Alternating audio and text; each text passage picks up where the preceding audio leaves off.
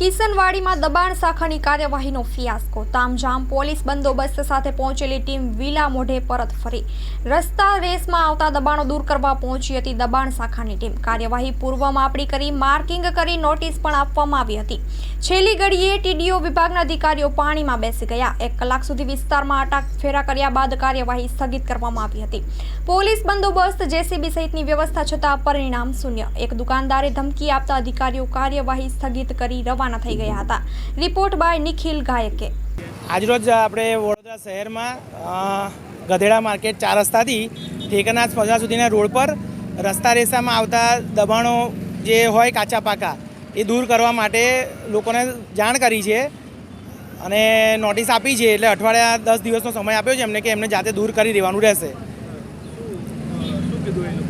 એ લોકો દૂર કરવા સંમત છે.